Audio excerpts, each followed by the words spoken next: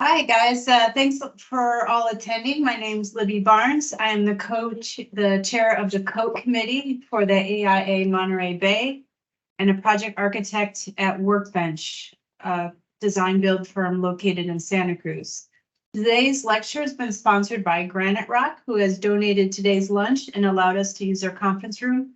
Graniterock is a platinum sponsor, and we thank them for this. Thank you specifically to Keith, Katha, and Elizabeth for making this lecture happen, and for COAT member Selena Brown for assisting me with the presentation. Today's talk is both virtual and in person, a new format for us as we transition out of the pandemic. So bear with us as we move forward. Thank you, Charmaine, for providing our lunch today, or coordinating our lunch. Our learning objectives are as follows. Today's lecture qualifies for 1.5 HSAs and will be submitted by Charmaine. For those here in person, just raise your hand at the end of the talk and we'll answer those questions. And then for those of us joining virtually, place comments, questions in the chat, and we will be sure to respond to them. So we've got our learning objectives. Here we have our mission statement for the Committee on the Environment.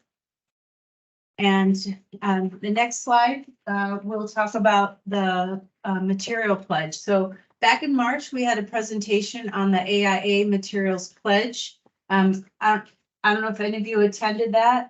If you missed it, it's on our website. The AIA Material Pledge is a voluntary program which any firm, small or large, can sign up for. The pledge covers 5 categories: human health, climate health, social health and equity, ecosystem health, and circular economy.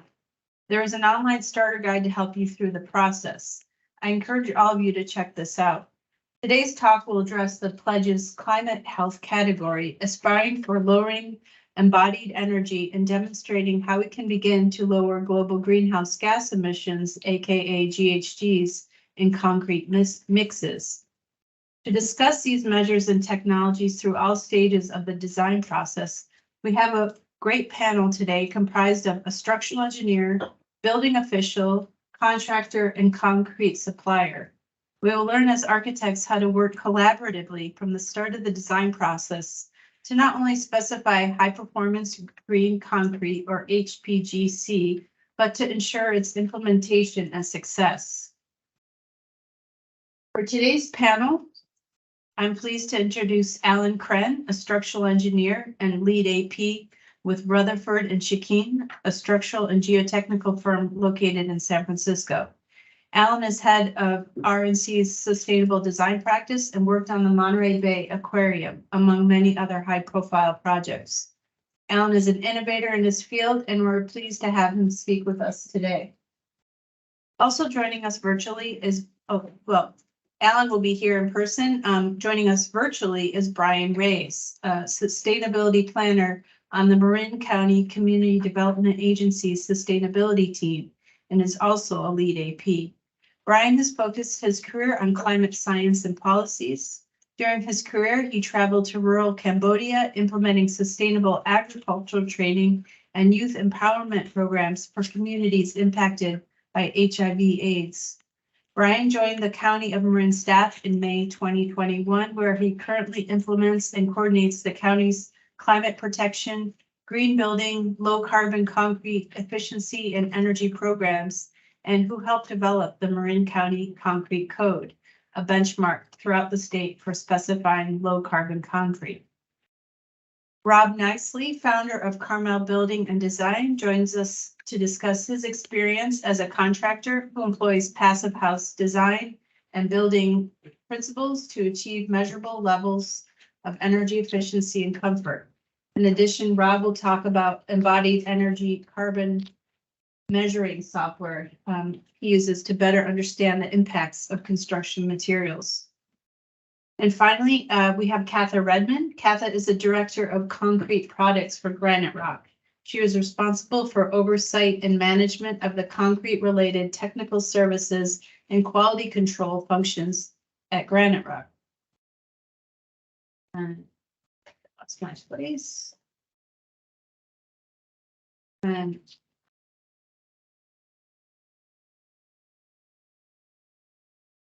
included in these functions is the design and review of new concrete mix designs, communication with architects and engineers during the mix, the design submittal approval process, maintaining knowledge of a broad range of current industry and agency specifications, and coordinating research and testing of new concrete technologies. Okay, so according to Architecture 2030, the built environment generates 40% of annual global CO2 emissions.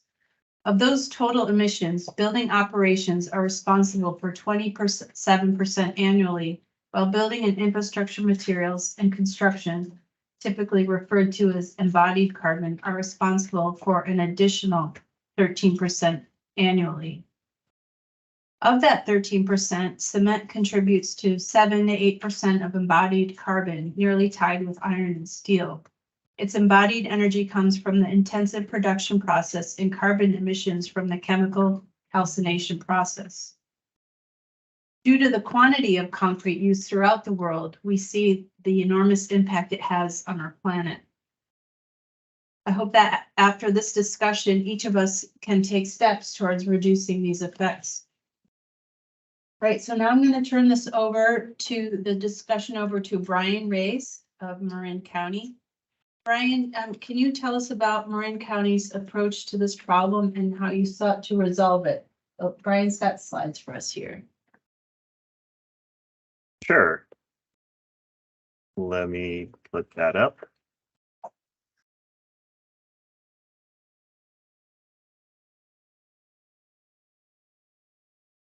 Apologies for the pause, everyone.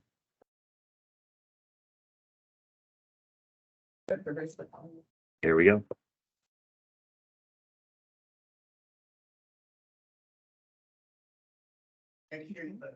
Okay, so going to talk about just briefly our adoption and implementation learned lessons of our low carbon concrete code. One of the first in the California, if not the US, to actually enforce it at the building, permitting, and inspection stage. So just to give you a little context, today, just want to let everyone know why we developed it, how our code was developed and how it works, and how are we currently implementing that code, sort of learn lessons from the development and implementation. So first, our big why is the carbon reduction. We have very aggressive targets here in Marin County, not statewide. We have a 2030, 60% reduction and a 2045 carbon neutral, which aligns with the state. That's just operational carbon though, right?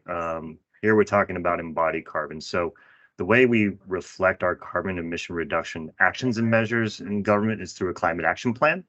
And sort of the key actions that you typically see are operational and end-of-life carbon measures, whether it's transportation, renewable energy, grids, energy efficiency, electrification, waste reduction, in our case, agricultural waste and carbon sequestration, and energy reduction.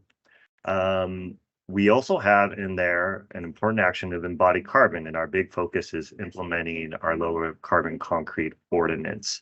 We see that as an opportunity outside the normal operational carbon actions that jurisdictions usually take. Of course, the state has economy-wide state measures which kind of touch upon operational embodied carbon, but whether it's renewable portfolio standards, low carbon fuel standards, and straight green building standards. Our climate action plan, our policy relevant, what we put forth and we're held accountable to for the most part, is all this is reflected within this plan. So if anyone wants to take a look, go for it. When developing the actual code, we focus on a lot of stakeholder engagement. We needed to understand the value chain, including you all. So whether it's already mixed suppliers, the design professionals, from structural engineers, civils, architects, especially those contractors or general contractors pouring, and also in the stakeholders is our government and building staff, because they have to enforce this. Our code is very long, but what it kind of boils down to is this table within our code. And so here you see a table, and the first column is our minimum specified compressive strengths. You see the range there. And then you see the cement limits corresponding to that. So we established for ordinary Portland cement are certain cement limits at each compressive strength. And you see have there in the third column the calculated SACs. And then we also have embodied carbon limits. So you have cement limits and embodied carbon limits via doing an environmental product declaration. And so there's two compliance pathways to complying with our ordinance. The cement limits is what majority of people or applicants will follow because it's the easiest. Embodied carbon limits are a little more difficult, especially for the smaller ready mix suppliers or applicants and businesses because of the EPD factor. So implementation. We adopted this in November 2019, and we all know what happened 3 months later. So we deferred enforcement until recently this year, January 1, 2023. And so we're starting to strictly reinforce May recently of 2023, partly why I'm here on the roadshow to make sure as many of us in the design community and building community know what's going on to the best of our ability. In implementation, we have a low carbon requirements page. I won't go through that, but you can visit that. There's a link there, land on it. It gives you everything you need to comply and all the requirements. I also established a pre-qualified mix design page. So anyone pouring concrete or ready mix suppliers that are providing have an opportunity to pre-qualify some of their mix designs. Currently, we have 7 listed from 2 ready mix suppliers in our area. Examiners and inspectors, they're important to the implementation. Again, for you pulling permits, they need to understand the language that you know as best as possible. And training is ongoing. They must know the compliance forms, the verification process. I must streamline and iterate it for them. And they provide feedback because they got 1,000 things to look at. This is one of them. Okay, and then ongoing building engagement and communication, such as with AIA. All right, so compliance steps quickly. Before we pour concrete, there is a compliance form that must be filled. You can fill it out online, and then really only takes 3 minutes if you know what you're doing and follow instructions very well. Basically, you apply, our permit technicians take it in, make sure that everything's all good. It's just 1 page, 1 paper. And they review the compliance form, and the examiners place a hold and give you the permit to build issued. Now that hold continues until you pour the concrete, and so there's another compliance form that needs to be filled out upon that, where the contractor has to provide proof from the ready mix supplier is, hey, that's what the design professionals designed. This is actually what we poured. And so this is a little bit of a sticking point in our process, and I'll go over that later because contractors are not used to doing this. They just say, I want to get it and pour it and be done. Now they have to fill out a form, and it takes a little bit of mental barrier. Contractor has to submit either on the same day or within 6 weeks after the last pour. As we know, a lot of some other concretes peers will take multiple days, multiple pours. So we give a little bit of leeway on that end. And then the examiner lists the final hold, and that is our only bargaining chip, as it were, in enforcement. Is your hold can be lifted if you don't complete the forms and give it to us appropriately. So that can delay the entire project. We don't want that to happen. For non-compliant pours, obviously, we're not going to ask someone to rip everything up. So building official or myself will make a determination how to offset that carbon. So as you build vertically, there's other things that we can look at to offset that carbon, but that is painstaking, and we don't want to do that. Okay, learn lessons during the actual development of policy. We got to examine the entire value chain, especially those who in other jurisdictions considering this. As we know, concrete is a very regional product. So examine the value chain locally. Examine the regional context. As I said, concrete to me is an opening salvo, and to many of you, all building materials have embodied carbon. And an embodied carbon pathway in our code, even though there's 2 compliance codes or pathways, is not just about cement. There are other ways to do it, as many of you know, and we allow for that by providing EPDs. So looking at aggregates, less cementitious materials, optimizing designs, and new concrete mixtures. Looking forward, just to let you all know, if you're not clued in or if you're not participating, Cal Green has an intervening code cycle, and there's a working group proposing an embodied carbon standard, starting with large commercial development. It's likely that will move forward. They're still working those out, and so just want to let you all know that's coming down the pipeline. Learn lessons in actual implementation enforcement. Building staff capacity is important, so that's really my end, but just want to let you know how much work it takes to teach this language to building staff. Education is never perfect. The best communication tool, as much as we outreach and provide collateral materials and educate everyone, engage associations, best communication sometimes is enforcement.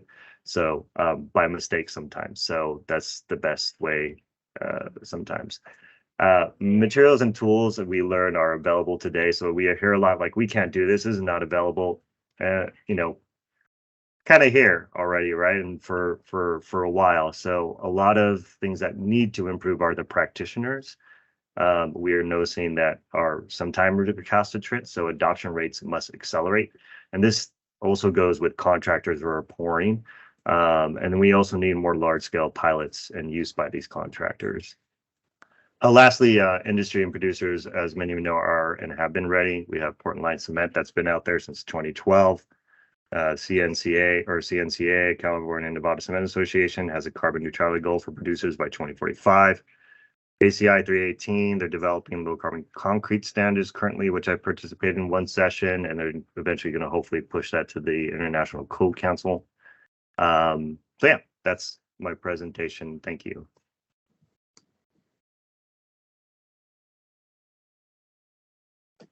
Hold on, hold tight, and we'll have some questions for you. So now I'm going to turn the presentation over to Alan.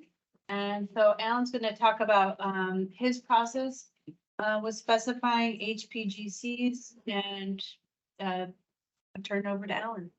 Great, thank you. Can we get the slideshow up, because those are my prompts. So if nothing else, and in this discussion, I'm a structural engineer, and I'm hired typically by an architect. So it's a good group to speak to and say, hey, look, do my structure for me. And oh, by the way, you're in charge of the concrete. So I write all the concrete specs. If nothing else, if in the old days, and that wasn't too long ago, there wasn't ever a structural engineer for the smaller construction, for say residential type construction, which I think there's a lot of in the Monterey, Santa Cruz sort of area. And the contractor, and they still do, they just call up the batch plant and say, give me 3,000 PSI concrete and I'm done. If you are writing specs, or if you're writing specs and you're writing your own specs and you don't have a structural engineer, or you have a structural engineer who really isn't, say, very up to date on how to green up the concrete, you can do something really simple. You can say, give me my concrete, it's 3,000 PSI, and oh, by the way, I need to meet this total cement, or the maximum cement contents that are in the Marin County code, and you're done. And you will really have reduced the amount of cement that's in that concrete. Nothing else changes. I'm going to talk a little bit more about how we might go about beating that, if you will, and actually requires a little bit of knowledge of writing concrete specs. So I like to start at the very beginning and explain kind of how things go. We're one too soon. Go back one. There you go. In the very beginning, so I'm an engineer. I'm going to start with an equation, but I'm going to write that equation in 3 ways. I got it up in top as a chemical equation. A calcium carbonate, CaCO3 plus C to CaO plus CO2. If you look back, you remember your chemistry, that balances. It's that CO2 on the end. That's what we're talking about today. What is that really? That's limestone plus heat makes calcium oxide and carbon dioxide. What's calcium oxide? That's the principal constituent of cement.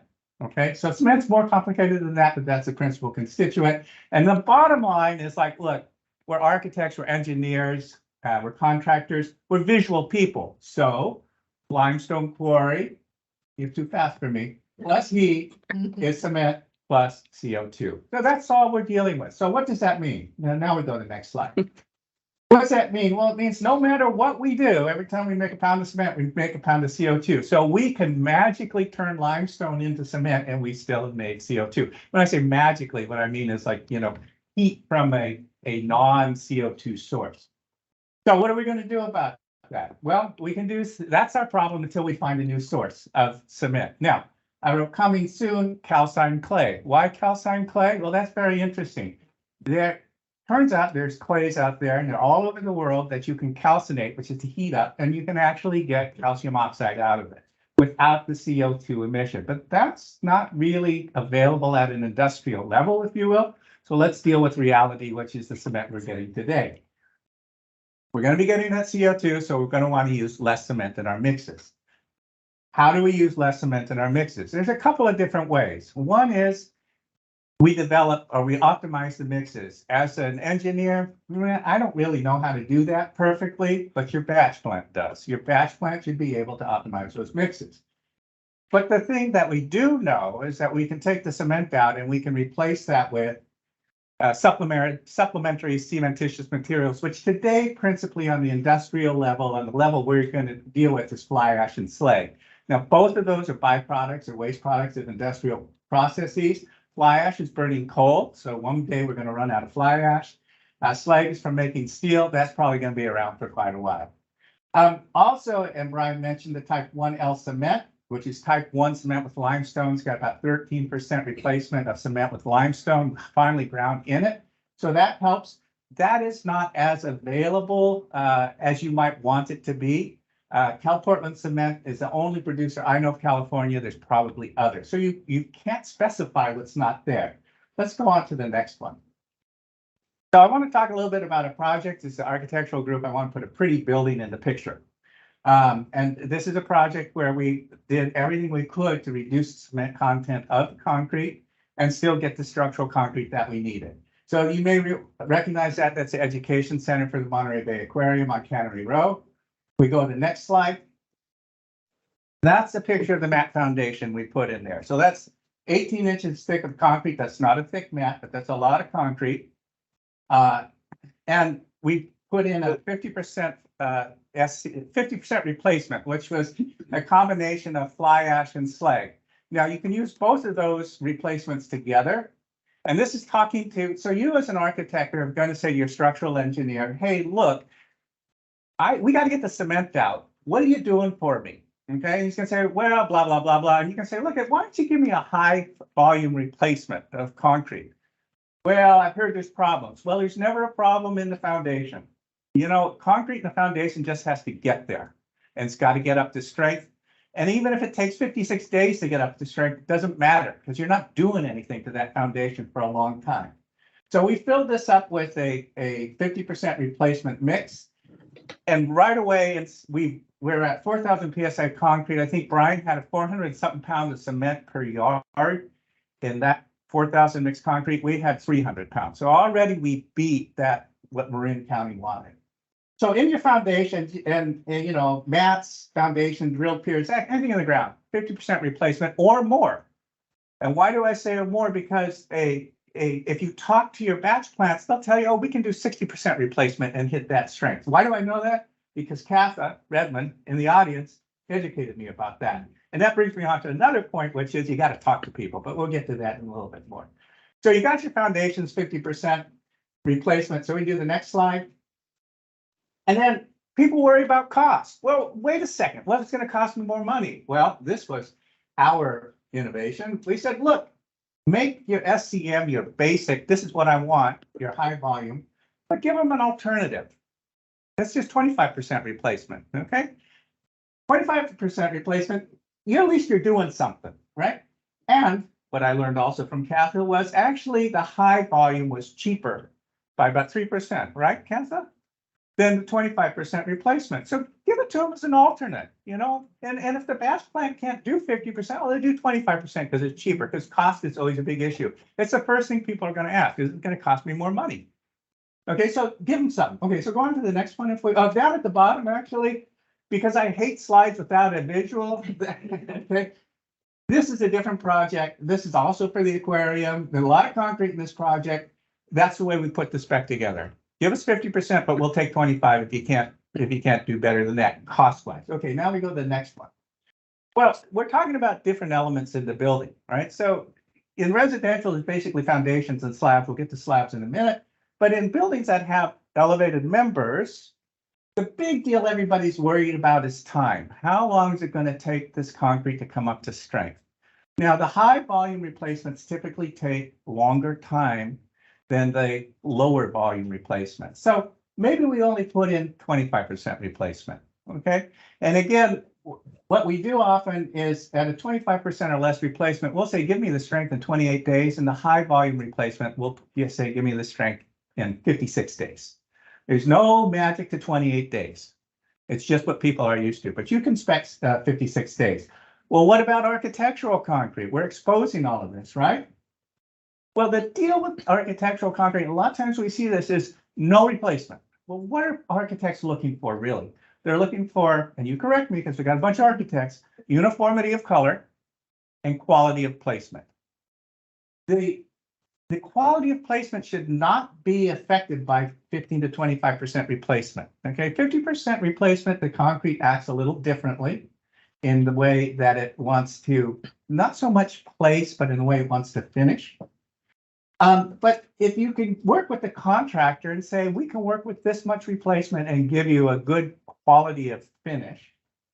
The issue with color is you just need to use the same source of material all along. And every time you introduce another product, there's another variable. So people freak out and they say, I can't put any SCMs in architectural concrete because I've got fly ash or I've got slag in there and then I've got cement, and they might give me a different source of material for slag or the fly ash. Okay, now the same thing happens with cement. I've had that happen with cement. It's like, well, no, we can't get that cement anymore. We got a slightly different one. You know, it's still okay. So you got to kind of talk that through with everybody and see where you think they're going. So that's the issue. So maybe if you drop the amount of SCMs to 15 to 25% in architectural concrete, you've reduced the effect of that variable. Let's go on to the next one, if we will. What about PT slabs? If you work with pre-stressed slabs, that's an issue because they're always trying to come up to strength early. It's a 7-day. They want to be able to pull those tendons at 7 days. Those typically have high cement contents, higher than the 28-day or 50. Maybe you can get away with 15% replacement. It's an issue. It's a true issue with PT slabs. The flip side to PT slabs is they tend to be a little bit thinner than a non-PT slab. So maybe you've saved your cement content that way. But and I think the Marin code actually has exceptions for PT slabs. Yeah, Yeah, they do? Okay. Okay, whatever. Okay. Let's go on to the next I was one. gonna have something else, but that's fine. Okay, let's go on to the next It's gonna slide. go bad. Okay. Do we go to the next one? Yeah. Okay, so here's what I really want to get, this slab on grade. We see a lot of this, and this is not a project I work on. You see, it's an Eric Miller Associates. He was the architect, and I think Miller Brothers probably did the concrete. These guys do beautiful concrete work. All respect to our contractor in the audience. This is where communication is key. This is where you have to start talking to people. If you're putting a slab on grade and you don't care about what it looks like, that's where we started with 50% replacement mixes, 50, 60% replacement mixes, okay? Because they're slow to go off. When you put in a high replacement mix, it can take 6, 8 hours before that stuff gets hard, and it freaks people out. If you're looking for a nice, beautiful slab on grade, and they're harder to finish too. If you're looking for a nice, beautiful slab on grade, that's got to go off in a reasonable amount of time. So that the people who place it can actually be there and finish it. Okay, so you're going to have to, and then you really want uniformity and you really want that concrete to look good. Now, there's a lot of things that go into a good looking concrete besides that concrete mix, but the concrete mix is one of them. At this point, you talk, and this is the most important part of any of this, of reducing the carbon footprint of your concrete, which is communication. I think that's my last slide, isn't it? I think so. I think I got one more. Oh, I got member sites. I forget about that one. Keep going. We don't care about that. So it's communication. You gotta talk with people. You have to talk with your supplier ahead of time and talk to your contractor. What does your contractor know? What do they know how to do? What's their experience? What are they willing to do? Are you as an architect, you gotta talk to an owner. You gotta educate your owner what to expect. You gotta get their buy-in. Is my time up? No, no. Okay, you gotta get their buy-in. Think about things like mock-ups. Okay, if you're dealing with a new mix, think about a mock-up. If you have something that you got some exposed concrete, you gotta look a certain way, you're gonna probably want a mock-up anyway. So you can experiment with these things. There may be budget for that, there may not be budget for it. But talk to the owner, talk to the contractor, talk to the mix design, find out what people can do. Don't work in a vacuum. And make sure your engineer is doing that too, okay? Pick up the phone, and you see, I said, know what can be achieved, know what works. Email doesn't count. You don't email people on these things. You talk to them personally. And there's a bonus with that. You build professional relationships.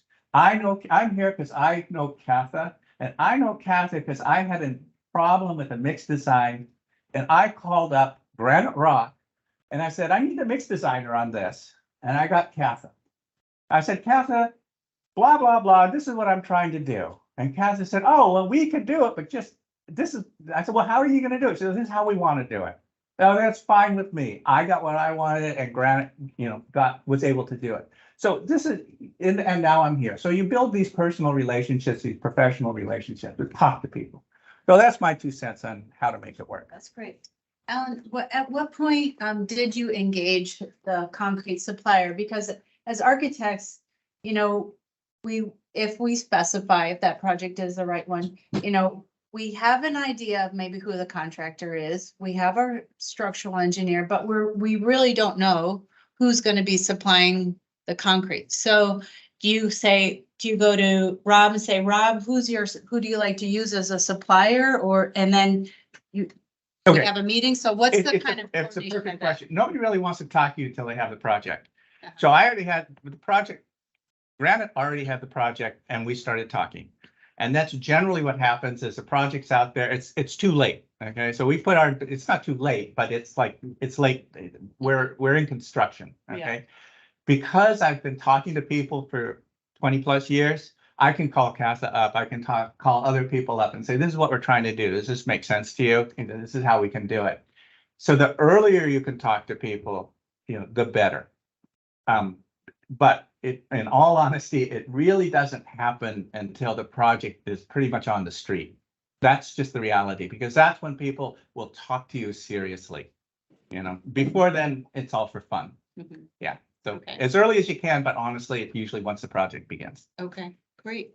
Okay, thank you so much. We're going to turn this over to Rob. Sorry about my little pop-ups with my Teams notifications. Great.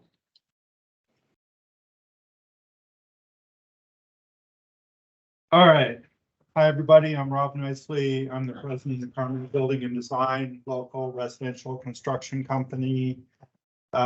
We, over the years, have our niche has become more and more taking on very advanced green building projects where the owners have a strong feeling about the outcomes they want with regard to however they perceive sustainability. So one of the things we focus on is energy use in the built environment, and that has led me to start using a metric called passive house that some of you may be familiar with. It's primarily a energy metric, but when you start building houses to work right in terms of their energy consumption, lots of other good stuff happens.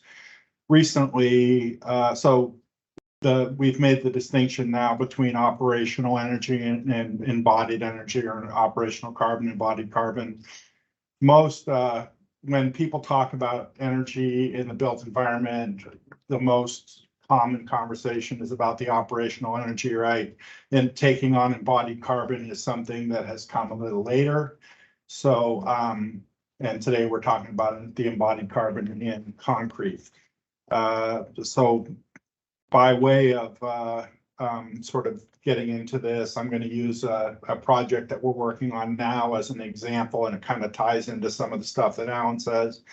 And like Alan, I too, at the beginning of this project, reached out to CAFA because as we were getting ready for this project, which we knew was going to be built under this operational carbon metric. We also decided in this go around to take on, for the first time, trying to understand the embodied carbon in the project. And it happens that, so probably you guys know that embodied carbon metrics have sort of been floating around out there, but there hasn't been anything useful in terms of, we've been waiting for there to be software where we could sort of operationalize it. And Passive House, the Passive House Institute has put out an adjunct to their software, which is called the Passive House Ribbon, which is a way to start to quantify the amount of embodied carbon in your project. So this came out, went right in the beginning of this project for us. So we decided to try and test it out. So the graphs I'm going to show you are the data set from this particular project. Just be aware that they are, this is our first time using it. And so it's sort of a beta test. We're trying to understand how to use it, but it does render some things that are interesting. I started into Passive House in particular because when I started doing sustainable building, you got into the weeds a little bit with people because people would say, well, why is this better? And you go, it's just better, you know, that's what everyone says is better. And I believe them. So this is what we're doing. So I wanted as quickly as possible to get to more objective criteria where we can quantify this uses 80% less energy or something that's a little less ethereal than we just all agree that these are better practices. So again, I went to, because we knew we were going to be trying this out, one of the things that we have been using cement replacement concrete for quite a while. It is a matter of, depending on what the application is, getting together with your crew, and Alan stressed the importance of communication. I wholeheartedly second that. It's whenever you're taking on something new and you're going to be accountable for the outcome, you definitely want to have a game plan with people, and you definitely want to have everyone on the same page. So in my case, having buy-in from my actual people on site and having them feel comfortable with what's going to happen when we receive and place the concrete, and if we're going to have to finish it, having some sense of how that's going to go, because we don't buy practice concrete. Typically, we are getting paid for all the concrete we buy, and it has to turn out well. Having said that, we do mock-ups, and we do, you know, as an example, if we're using 30% slag cement replacement, we will try and make an occasion where we can make a little test pad and finish it and just see how it is before we're really going to put it into force. So on this particular project, CAFA, I had my mixed design parameter, which was only that we needed 3,000 PSI concrete. There was no mixed design specified. It was just the only criteria was the compressive strength of 28 days. And so I said, what are the mixes that you have available that satisfy this, that I could possibly replace with? And CAFA provided me with 3 alternatives. One was 30% replacement slag, other one was 50% replacement slag, and the other one was some percent fly ash. Because the crew that I have on that job was comfortable because they had used 30% replacement slag before, that's what we ended up going with. As of right now, looking at the hearing about the marine criteria, where we would be non-conforming in the marine criteria, but if we had used the 50%, we would have been conforming. Just now we saw the marine criteria was something like 280, 290 for 3,000. The conventional mix there would have been 372 CO2 equivalent. The mix we used was 312. The 50% would have been 270. So at 290 or 280, 290, whatever, we would have been good at with the 50% replacement. So right away, we know we can get to that. Just as an aside, because people know I'm interested in this kind of thing and I participate in various groups of, contractors that are interested in improving our practices. People send me mixed designs and I have engineered 70% replacement mixed design that I've never done anything with. I also receive emails about carbon capture.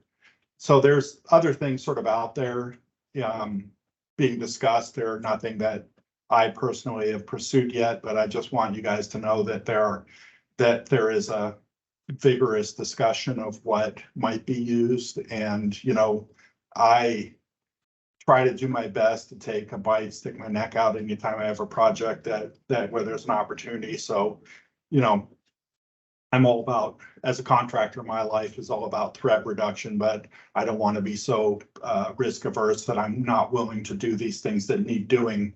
So I try and find situations where I can do it with as little threat as possible. So I might try a really aggressive mixed design on a very small project, or like Alan was saying, if it's in the foundation, as long as the stuff literally goes off at some point and reaches the compressive strength, you're probably not going to have trouble. So that's always an occasion where you can try something new. And, you can form up a little 4x4 pad and pour a little bit in there and see what it feels like to finish it or how long it takes to go off, that kind of thing. So that's typically what we would do.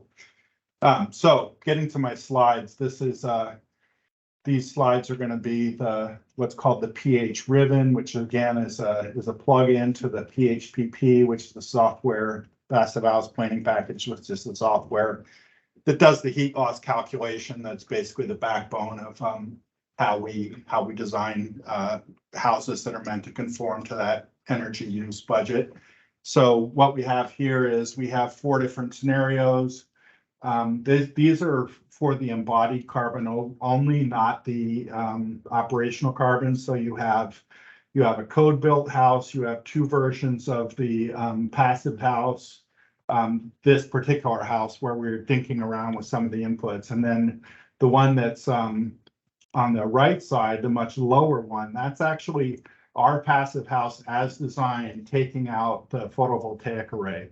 Because one of the big eye openers when you start looking at embodied carbon is how much carbon is tied up in PV panels.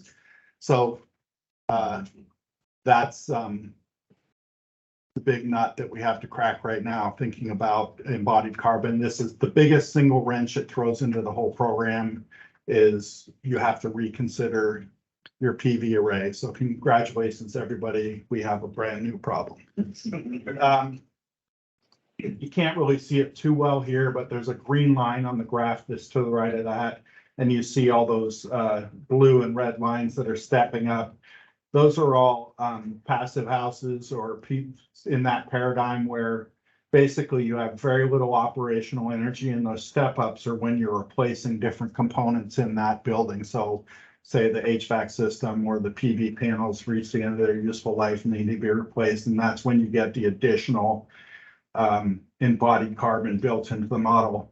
The green line that's going up in an angle is it's a code built house. And so the operational energy is higher. So you can see that where we start in the same place in the embodied carbon, because the house that we're building has the same amount of embodied carbon as a code built house. The operational carbon starts to push the total carbon footprint up over time because it's using a lot more energy in the operational. Next slide, please. So this is sort of drilling down into that data set. And what you can see, the reason I put this up is I know you can't read those numbers. I'm not asking you to read those numbers. What I wanted to point out is that all the little boxes over there on the right-hand side where you see something other than green, those are the places where there's a lot of embodied carbon. And in this particular house, we have very little steel, so there isn't very much steel. But you can see, I'm just going to walk over and point. I apologize to the people that are not here, but this line here happens to be the foundation. And if you could read that, you would see that it's, I think 500 pounds CO2 equivalent. And it's sort of a medium, it's one of those things that has a significant bearing, but it's nothing near the 30, it's 1/6 of what the PV panels happen to be. So again, in this particular house, the big thing is the glass. And whatever else is in those PV panels is driving that up. Nevertheless, like as has been previously stated, concrete, steel, and other metals and glass in my projects, those are the things we need to concern ourselves with. And so, again, as previously stated, cement replacement is the strategy, and also just flatly trying to use less concrete if at all possible. So that's pretty much it. I think, go to the next slide. This is just a close-up of the last slide, so you can see where the things are. The dark red one is the PV panels. The pinkish ones above that are the places where we have concrete in the job. And next slide. And just if anybody's interested, this is the actual reporting page of the PHPP, which shows that we're conforming in this job. And it does not include the embodied carbon, but as of the next cycle, when they update the PHPP, they will start having an embodied carbon aspect, and that will become part of the metric.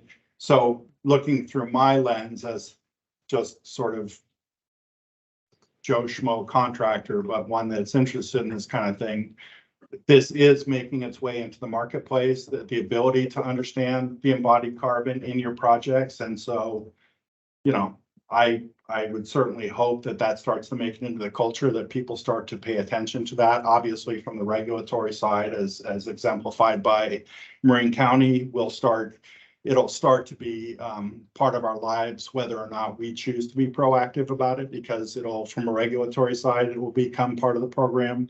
But I also hope that other people will do what I'm doing and try and use it as a differentiator in the marketplace, and that making houses that are actually better will be selected for by the marketplace. Thank you so much, Rob. That's Yep. great. Well, I'll have some questions for you in a little bit. Next, we have Catherine Redmond from Graniterock, and she will discuss everything that you will get more into the actual process of specifying and what is in these mixes. Absolutely. Thank you. Great. All right, thank you, Libby. Thank you. All right, I'm Catherine Redmond, as Libby said, and I'll be speaking from the supplier's perspective. So basically, basic question, what is green concrete? So basically, it's defined as concrete that incorporates at least one waste material as a constituent. So you want to take an extra step in your mix design to make it sustainable, to make it longer life. Next slide. So how does the supplier collaborate with the design team? Next slide. So basically, as everybody has the common theme, it's all communication. And what we need to do is we needed to adapt to this new low carbon environment. So we need to take the embodied carbon as a new performance specification. So we're targeting optimizing our mixes around the constructability requirements. So that's always going to be the key. So in the past, you had the workability, durability, and strength. And to the right, you can see that we've incorporated, we've incorporated embodied carbon. So that's part of that wheel now. So it's kind of a 4-prong wheel as opposed to a 3-prong wheel, taking everything into account. Next slide, please. All right, so this is kind of the basis of the mix design. So what you want to do is make sure that your concrete is going to be durable.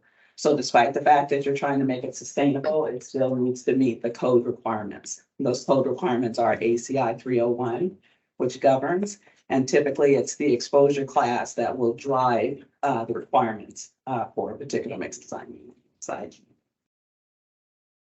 So here are project specifications. As I said before, the sustainability efforts must be balanced by the performance efforts. So sustainability criteria should have a minimum impact on the performance criteria and the service life. And then the specifications, on the other hand, should not restrict being sustainable or designing a sustainable mix. Next slide. And this is our specification checklist. So we kind of want to go through this with our engineers as we're talking to them, or, hopefully architects as well. Again, as I said, we're governed by 301, so that's going to be our guideline. That's our Bible for our mixed design. But we want to make sure that the spec does not limit the use of SEM. So it doesn't limit how much SEM we can put in that mix. We also want to make sure it doesn't restrict the type or the amount of cement. And we also don't want to have arbitrary low water cement ratios, which forces us to have a higher cement content. All right. And then, as Alan mentioned before, we want to see if the strength acceptance age can be extended, a later age, right? So the more SEM you put in there, as you're hearing, the longer it's going to take to set. So we want to have longer curing times. So we want to extend that out to 56 days. And again, that's part of the early communication so that it can be designed that way. Next slide.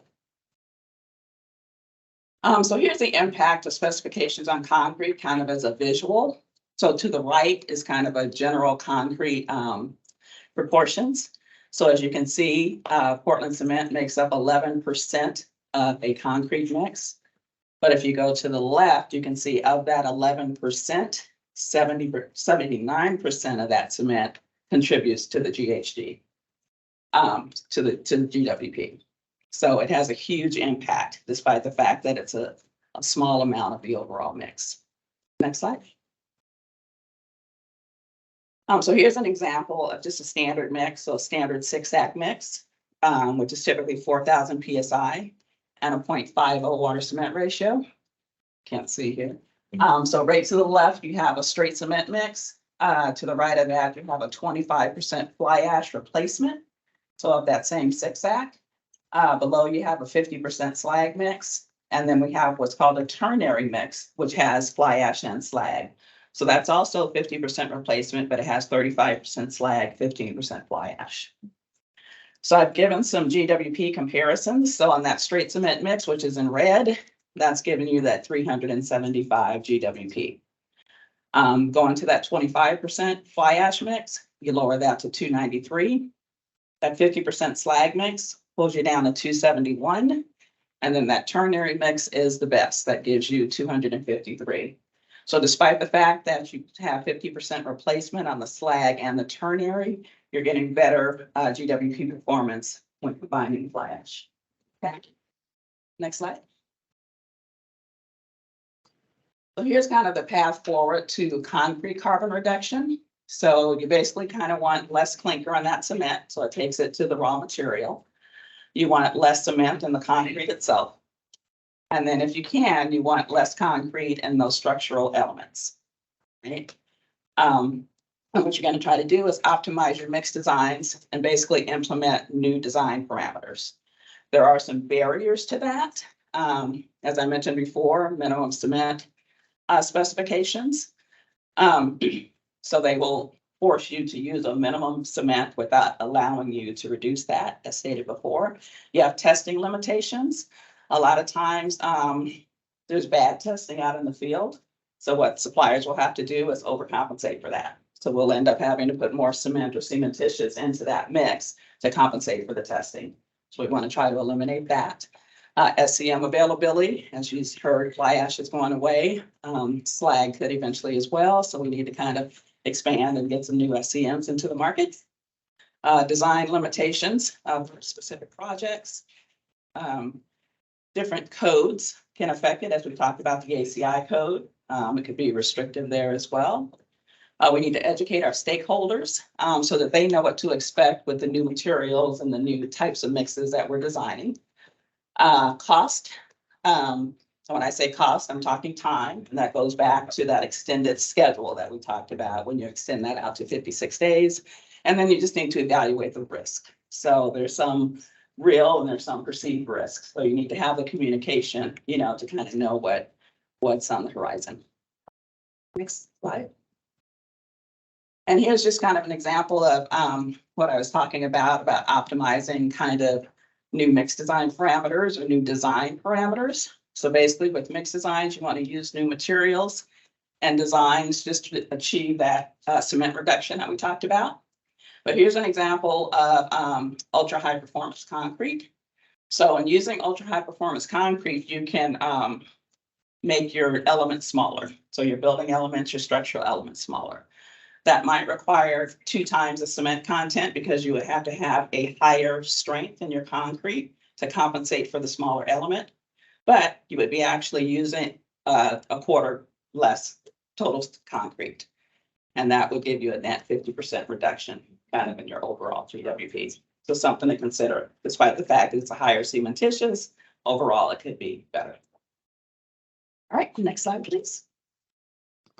All right, new tools that are on the horizon. So we've heard the type 1L cement discussed that Alan mentioned. So that's 13 to 15% limestone replacement.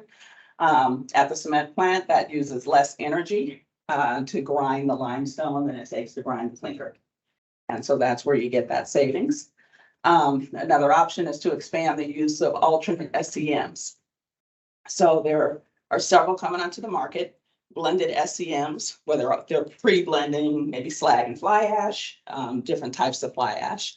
There's natural pozzolans. There's ground glass pozzolans that's coming onto the scene. And then there's bio-related SCMs. A lot of the SCMs are going through the ASTM process right now. So they have to get approved through ASTM before they can move on to ACI and be approved for use. The ground glass pozzolan currently has an ASTM already. So that's kind of in the works. And it's been specified in some areas. Right now, it's only on the East Coast, but it should be working its way west pretty soon. Next slide. All right, and then here I kind of wanted to give you an idea of kind of the different agencies and different requirements that are out there as well. And I'm gonna get a little bit closer so I can read here. So the first one is NRMCA. So they basically have a national regional average. And in that case, it's 247 of CO2 of GWP. First Movers Coalition is more of an international organization. As you can see, they're very low, 96. So that'd be very tough to hit, but I guess with their materials globally, they're able to beat that. General Services Administration is GSA, so that's a federal. That's at 346. They came out with their spec in, I think, June or July of 2022. They just recently, as of May 16th of 23, decreased it to 284. So realize that that 346 was easy to hit, and they moved the target for us. The 2 federal ones that are below that are basically based on the Inflation Reduction Act. So those are in progress right now. Department of General Services at the state level, that's the umbrella for the Buy Clean America. So concrete is currently not in the Buy Clean America, so that's got some steel and wood and things like that, but concrete is coming. California Air Resources Board, which is CARB, they're actually in the process of redesigning their spec, so they will have some GWP limits as well. We got the Cal Green, they're in the process as well. I think their spec comes out in July of 24. As of right now, it's 566, which as you can see is very high. All right, so that will definitely come down. And then our Marin County that Brian talked about, which is at 313. All right, next slide. So here I just wanted to end with some of the tools that Graniterock has for you to be able to track our GWP of our specific mix designs. So if you go onto the ASTM website, astm.org, there's a list of all the Graniterock mixes, and you can click on one and automatically get an EPD. All right, so you can download and print that EPD from the ASTM website. Next slide. We also have a tool that's called Project Builder, and this is specifically for you designers. So you guys can go onto the Graniterock website, graniterock.com. You see right in the center where it says Climate Earth. You'll click on that Climate Earth button. Next slide. And once you get into this tool, it will allow you to build a project. So you'll put in all the parameters for your particular project. You'll put in your quantities. And then it will scan the Graniterock mix design database. And it'll give you kind of a list of mixes that'll kind of be the lowest and highest GWP. So you will do a one-time login once you get there. Next slide. You'll go in there and name your project. Next slide. Here's where you'll put in your parameters. So you'll put in your footing, your slabs, you'll put in the quantities that you have, and you'll put in your strength requirements.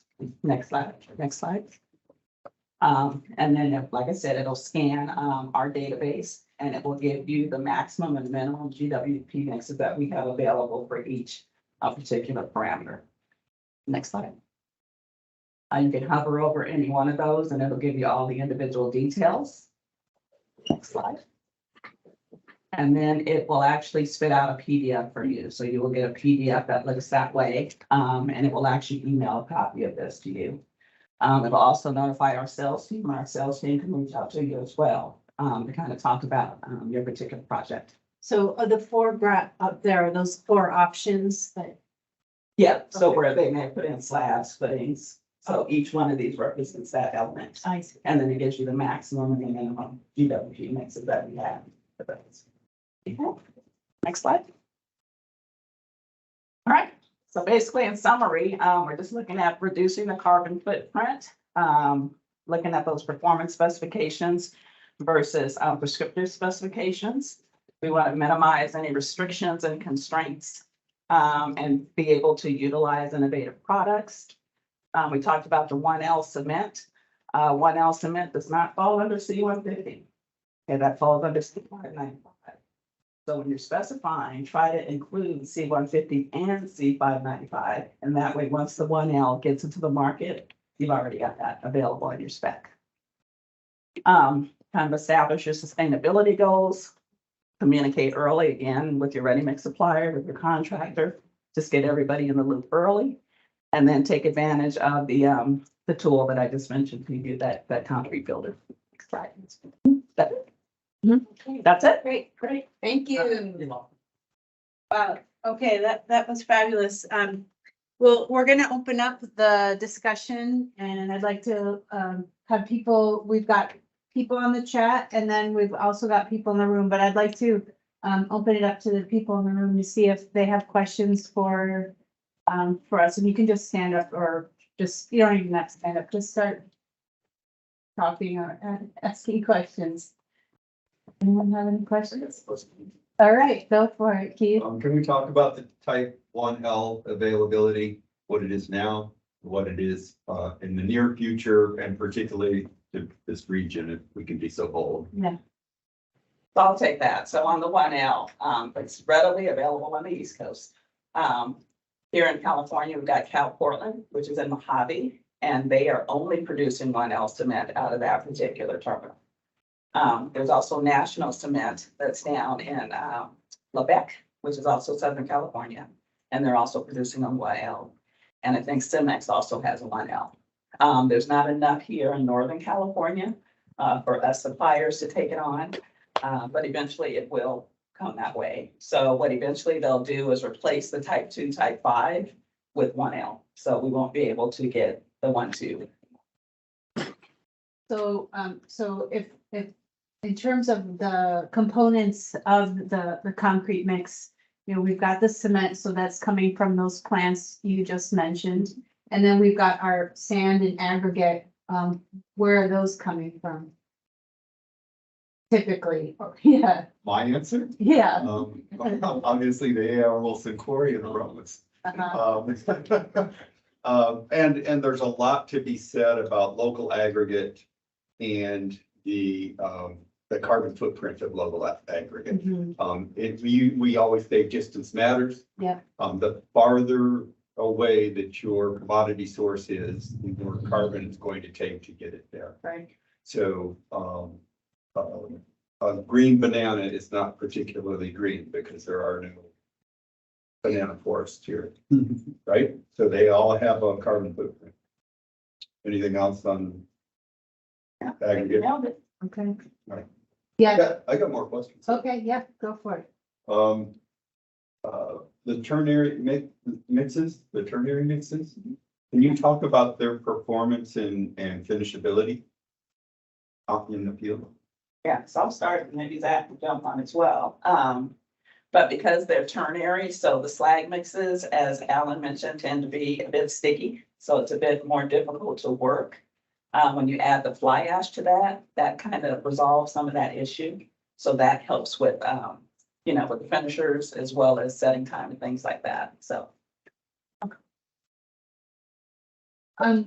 Yeah. I had a, okay, go for, yeah. Oh, Yeah. I have a question for Brian. I'm just wondering if he has any thoughts on how to get local officials, cities here or the county, how to get them more involved and interested in these, having these specs and a program similar to that. That's a great question. Brian? Yeah, you can send them my way. No, it's not only, I mean, how do I say this? I've been talking to a lot of other governments up and down California about implementing something similar. Right now, Palo Alto just passed one in the last legislative / code cycle. I know in Santa Monica, they're working on it, and all that has been started at the staff level. And so, whether it's industry or finding a champion within each of those relative organizations, because I've seen others try to pass policy or legislation, particularly quote unquote green sustainable policy, particularly those from the communities, but they largely fell because they didn't get staff. They didn't work with staff to get involved. When council and electeds pass ordinances, requirements, whatever it is, they're relying on staff to inform them. Sometimes the community, but certainly staff. And if your staff is not on board, then I've observed that that's where it falls apart. So it's a lot of things, and it is hard. But I think if industry as well as someone within the staff were to link up together within your respective community, then you can probably get something like this going. The good thing is also, like I said, direct that person to me who might be interested, because as part of developing this code, it was a grant with our local air district, Bay Area Air Quality Management District, and we created a toolkit. It's just basically everything you need from development of a code and policy for staff to pass this. So we make it pretty easy. We have a toolkit available. So hopefully that answers your question. It's not an easy pathway, but it does take work. And similar to the design professionals and the concrete people, they have to communicate. It's also community and government. Kind of a follow-up to that. So when the whole kind of green building is into our area, I know Rob working together on these through USGBC, Monterey Bay branch, and getting our local communities kind of greened up. But it really wasn't until Cal Green established their code that everyone was like, okay, we have to conform to this. So I'm wondering if, and we saw that Cal Green concrete mix GWP, which was pretty high, but are they, do you know if the people at Cal Green on the state level are looking at the Marin County code as guidance or establishing a lower benchmark for us, or lower meaning lower GWPs? Correct. Yes, they are. So I've been in there, as I mentioned in my presentation, there's a working group right now with Cal Green. I forgot what the name of the working group was, but it's embodied carbon reduction work. In any case, it's a combination of USGBC and everyone up and down the value chain of a building. So they're establishing embodied carbon, not just concrete, and putting forth a proposal in the intervening cycle on thresholds. You remember I showed you that table? They're trying to determine what that table would look like, for example, but for an entire building project. So that's coming down the pipeline. I think that's where To your point, well, when we put it in a building code, it's like, all right, we got to conform to it. And I think that's the best place to put that. I will add that, what's, it seems like they're gonna propose, at least statewide, again, this is, I think it should be more regional, we'll see. Statewide might not be as aggressive as the Marin County Code. And I think that's okay, just to kind of get things off rolling, so we don't freak everyone out right away. Is not used to this, but essentially what they're doing is establish those thresholds. And so, yeah, there is work at the state level, and I think ultimately, if the state becomes aggressive, and ideally when you bring Cal Green, you're going to ratchet it down every code cycle. Then this might be something where, especially when we're looking at the whole building LCA, like, maybe we don't have to have these local ordinances. And I know that's ideal for a lot of people because it's standardized across the entire state. But for now, our standalone ordinance is going to work until something comes better at the state level. Another question, another follow-up, how important was the Marin County's climate plan to pushing this forward? Was that really I important? actually want to comment about what Sarah said earlier. I think that in order to remedy the. I'm sorry, can you repeat the question? I think you were just, it kind of was in and out. We got some background on your office too. Generally- Yeah, I know. Okay. Sorry, I'm wondering how important the Marin County's climate action plan is. This process, like, are there specs in the climate action plan and that help convince people, like, hey, we gotta do this in the plan? But do you think, so, and then, yeah, so I'm just wondering that relationship, because a lot of cities here don't have like a climate action plan. Okay, I think I understand your question, just because it was in and out, and I apologize for the background noise. So yeah, the climate action plan, as I like to say, is not, it is different from a building code or a requirement in the standards, right? It's not. The climate action plan is more what I refer to as policy relevant or a vision.